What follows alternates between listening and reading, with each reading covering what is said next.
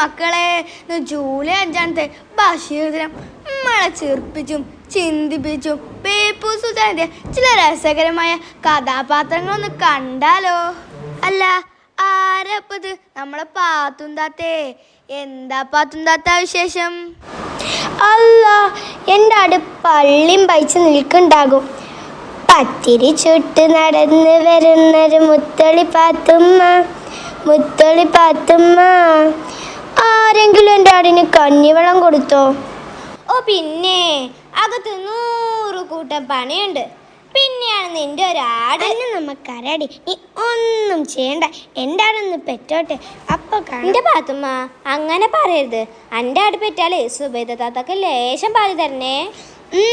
തരും തരും. എൻ്റെ ആടിന് കുറ്റം പറഞ്ഞതും പറയായിട്ട് പാലും വേണല്ലേ. നല്ല അടി വെച്ച് തരും. എന്താ നാരായണിയെ, അന്റെ സങ്കടങ്ങളൊന്നും ഇപ്പോഴും